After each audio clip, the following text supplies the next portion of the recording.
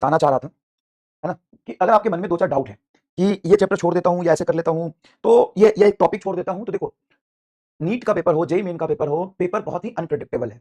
आता सिलेबस से ही है, ठीक है ना? सारे सवाल सिलेबस से ही आएँगे, लेकिन पेपर का पैटर्न क्या होगा, कहाँ से क्वेश्चन्स आएँगे, ये बहुत अनप्रेडिक्टेबल है। लेकिन अनप्रेडिक्टेबल पूरा पेपर होता है। अगर आप उस पेपर का 45 क्वेश्चन्स में से आप देखेंगे 30, 35, 40 क्वेश्चन कहाँ से आएगा, तो बेटा हर चैप्टर में कुछ इंपॉर्टेंट टॉपिक है और कैसे सवाल बन सकते हो पीवाईक्यू बेस्ड। नीट 2025 में भी आप मुझे इतना बता दो कि 60-70% पेपर पीवाईक्यू बेस्ड था कि नहीं? 60% पेपर, 60% पेपर। वो 60% पेपर जो पहले कर लेगा टाइम लिमिट के साथ, उसी का सिलेक्शन। तो मैं आपको 2-3 बातें करना चाहता हूँ बस, कि कंप्लीट सिलेबस में कोई चैप्टर, कोई भी टॉपिक गलती से भी स्किप मत करना। कोई भी चैप्टर, कोई भी टॉपिक गलती से स्किप मत करना। अगर तुम्हारा कोई टॉपिक छूटा हुआ है या कोई टॉपिक हार्ड जा रहा है, तो उसका कम से कम बेसिक बात पढ़ लो। अब पूरे सिलेबस पे आपने पीएचडी किया है, बहुत अच्छी बात है, लेकिन कोई एक चैप्टर पे आपको पीएचडी करने का समय नहीं है, तो उसको अच्छे से कर लो, बड़े आराम से पेशेंटली उसको कवर करो। उसमें नहीं टाइम मिल रहा है, तो कम से कम फॉर्मूला पर बेस पीवाईक्यू कर लो। टाइम नहीं मिल रहा, तब की बात बोल रहा हूं मैं। मान लो हो सकता है कि आपके 2-3 चैप्टर छूटे हुए होंगे या बैकलॉग होगा, तो यहां से परेशान नहीं होना। आपका सिलेक्शन बिल्कुल हो सकता है, लेकिन बशर्ते क्या है कि आप बाकी के चैप्टर बहुत अच्छा करो और ये वाला आप बहुत अच्छे से बेसिक बेसिक फॉर्मूला और पीवाईक्यू लगा लो, अगर वो चैप्टर छूटा हुआ है तो। कोई भी चैप्टर छूटा हुआ है, ठीक है, कोई भी चैप्टर छूटा हुआ है। दूसरी बात, पीवाईक्यू पैटर्न आज भी बहुत रिलेवेंट है। कई लोग सोचते हैं कि पीवाईक्यू पैटर्न हमें नीट के पीवाईक्यू करने चाहिए कि नहीं करने चाहिए। आपको सबसे पहले रिवीजन थ्योरी का करके नीट के पीवाईक्यू पे कमांड कर लेना चाहिए, और जब आप करोगे नीट के पीवाईक्यू पे कमांड, तो आपको लगेगा कि अरे यार क्या ही सवाल है। 90% सवाल नीट के पीवाईक्यू एकदम बेसिक लेवल के होते हैं, जो हमने क्लास में कवर किए, एकदम स्टार्टिंग वाले सवाल आपको कराए, ठीक है। तो अच्छे से पहले नीट के पीवाईक्यू 100% कवर करो। 60% पेपर, 65% पेपर यही से आएगा। देखो, कभी भी मैं जब कहता हूं कि देखो अगर मोमेंट ऑफ इनर्शिया है, तो मोमेंट सॉरी रोटेशनल मोशन है, तो रोटेशनल मोशन में मोमेंट ऑफ इनर्शिया के सवाल आने की प्रोबेबिलिटी बहुत हाई है। तो मैं इसलिए कहता हूं क्योंकि पिछले 40 सालों में आए हैं, 20 सालों में आए हैं, एआईबीएमटी हो, एम्स हो, नीट हो, पिछले 20 सालों में अगर रोटेशन के 50 सवाल है, तो 20 सवाल मोमेंट ऑफ इनर्शिया के। इससे क्या प्रेडिक्ट करोगे? हर साल 2-3 सवाल आता है, तो एक सवाल मोमेंट ऑफ इनर्शिया का आ जाएगा। तो ये मैं नहीं बोल रहा हूं, ये तुम भी देख सकते हो पीवाईक्यू का पैटर्न। तो सबसे ज्यादा प्रोबेबल और हाईली प्रोबेबल क्या है, उस कंटेंट को आपको सेग्रीगेट करना पड़ेगा, नहीं तो 45 में से 45 करने के चक्कर में आप 45 में से 30 भी नहीं कर पाएंगे। शायद आप मेरी बात समझ पा रहे होंगे, शायद आप मेरी बात समझ पा रहे होंगे। 45 के 45 करने के चक्कर में शायद आप 45 में से 30 भी नहीं कर पाएंगे, वहां पे एग्जाम प्रेशर और टाइम मैनेजमेंट की वजह से। तो मैं बस कह रहा हूं कि तरीका समझो, अपनी पढ़ाई को 2 पार्ट में बांटो।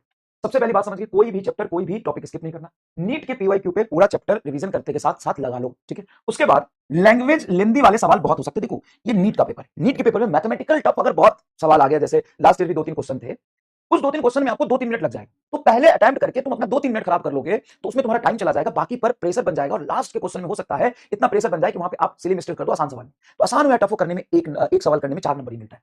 तो आप सबसे पहले नीट के पीवाईक्यू पे कमांड कर लीजिए, 50-60% पेपर वहां से आएगा ही आएगा, चाहे कितना भी टफ हो जाए, लेकिन सिलेबस से तो क्वेश्चन बनेगा, 50-60% वहां से बन ही सकता है, ठीक है। लैंग्वेज वाले क्वेश्चन की प्रैक्टिस बहुत करना है, इसके लिए मैंने क्लास में बहुत सारे लैंग्वेज वाले कराए हैं, आपको संघर्ष असाइनमेंट दिए हैं, और मैं क्वेश्चन शीट आपको दूंगा। अभी रुक जाइए, आप जो सिलेबस करिए, उसके बाद सारी प्लानिंग है, टेस्ट देना है आपको। जेईई मेन के मैंने बहुत सारे क्लास में सवाल कराए और असाइनमेंट दिए हैं, तो कम से कम आप जेईई मेन का असाइनमेंट कर लीजिए, जेईई मेन के असाइनमेंट कर लीजिए, जो असाइनमेंट मैंने जेईई मेन पे भेज दिया है, उसमें जेईई मेन लिखा हुआ है, वो कर लीजिए, ठीक है। ठीक है, कितने ईयर के पीवाईक्यू? 10 ईयर के तो करने ही है मिनिमम, आप 12-13 के कर लो। Revision theory based concept formula को मल्टीपल टाइम्स लिख लिख के रिवाइज करो। जैसे मैं बोलूं कि वर्क एनर्जी पावर चैप्टर है, तो वर्क एनर्जी पावर में work done by constant force, work done by variable force, work energy theorem, spring force का work done, conservation of mechanical energy, conservative non conservative force, potential energy concept, spring potential energy, gravitational potential energy, COM का concept कब लगता है, सीओमी के 1-2 सवाल और power का concept मुश्किल से एक पेज में आप 4-5 बार लिख के प्रैक्टिस करो, ठीक है। और सबसे इंपॉर्टेंट बात, टाइम लिमिट के साथ टेस्ट दो, वो भी फुल सिलेबस। अभी नहीं दोगे तो कम से कम 5-7 दिन बाद आपका पेपर कंप्लीट हो जाएगा, तो फुल सिलेबस आपको टेस्ट देना है टाइम लिमिट के साथ। होता क्या है कि आप घर पे तो बहुत आराम से करते हो, लेकिन टाइम लिमिट के साथ आप ये नहीं कर पाते हो, तो टाइम लिमिट के साथ पेपर दो। अब यहाँ पे पेपर 2 तरीके के आपको देने चाहिए, एक पेपर जो नीट 2024 के पैटर्न वाला हो, और एक पेपर जो थोड़ा टफ। तो ये दोनों तरह के पेपर मैं आपको सिलेबस कंप्लीट हो जाने के बाद प्रोवाइड कराऊंगा, जिससे हर तरह के आप पेपर की प्रैक्टिस बहुत अच्छे से कर पाए, ठीक है। Doing mister physics since starting, अगर आपने वो किया है तो आप नीट में, देखो बेटा गलत मत लेना, अदरवाइज मत लेना। मैं कह रहा हूं कि पीवाईक्यू के बेसिस पे, पीवाईक्यू के पैटर्न के बेसिस पे, पीवाईक्यू के हिसाब से, ठीक है ना, लैंग्वेज वाले क्वेश्चंस की प्रायोरिटी है। और जैसा लास्ट के 20 साल में सवाल आया है, उसको देखते हुए आपको, देखो आप यूट्यूब पे चले जाओ, आपको टीचर्स भी बहुत सारे ये कहते हुए मिल जाएंगे कि इतना टॉपिक से रिपीटेड सवाल आते हैं, मैं इतना बता दूंगा, इससे सवाल 100% आ जाएंगे। तो वो आप भी कह सकते हो, टीचर ही नहीं। आप एक बात बताओ, डिब्रोगली के वेवलेंथ के सवाल हर साल आते हैं कि नहीं आते? अब हो सकता है इस साल ना आए, लेकिन पिछले 20 साल में आए, तो आपका दिमाग क्या कहता है? हो सकता है आ भी जाए, है ना, हो सकता है आज 20 साल में 20 सवाल आए डिब्रोगली वेवलेंथ के, फोटो इलेक्ट्रिक इफेक्ट के 20 साल में 20 आए। तो ऐसे कुछ टॉपिक हैं, उसको आपको करने चाहिए, ऐसा नहीं कि अवॉइड कर दो। आपको सब कुछ पढ़ना है, मैंने यही लिखा है, सब कुछ डिटेल में पढ़ना है, मैंने यही लिखा है, लेकिन सब कुछ डिटेल में पढ़ते पढ़ते एक प्रायोरिटी होती है, पहले क्या करना है। अब सब कुछ डिटेल में पढ़ने का मतलब ये हुआ कि कोई एक चैप्टर में पीएचडी करते रह गए और 4 चैप्टर में छूट गया, तो बताओ ये कितना डेंजरस होगा आपके लिए, कितना डेंजरस होगा आपके लिए।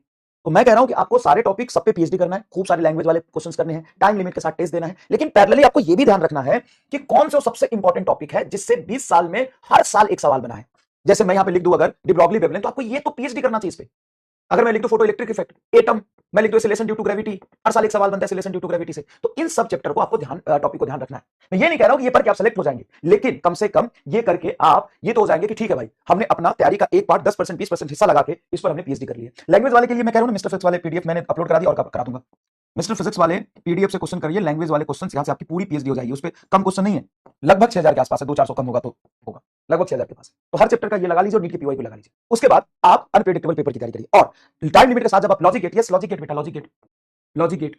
तो मैं ये नहीं कह रहा कि 100% इससे एक एक क्वेश्चन आएंगे, लेकिन मैं ये जरूर कह रहा हूं कि ये अगर 20-30 इंपॉर्टेंट टॉपिक देख लोगे तो वहां से आप कुछ भी करेगा तो इस लेवल से पेपर बनाएगा। तो ये सब इंपॉर्टेंट है बस, ठीक है, ये सब इंपॉर्टेंट है, ठीक है। चलिए चलिए, जो सॉल्व क्वेश्चन नहीं होता वो मैं क्लास में डिस्कस करूंगा ना, जब मैं होमवर्क देना शुरू करूंगा, रिवीजन अपन शुरू करेंगे तो, ठीक है। चलिए चलिए आज की क्लास शुरू करते हैं बेटा। तो अपनी स्ट्रेटजी बनाओ, बड़े ध्यान से अपनी पूरी तैयारी करो, अच्छे से तैयारी करो, कोई दिक्कत नहीं है, बहुत अच्छे तरीके से आप यहां तक पढ़ते हुए और आए हो।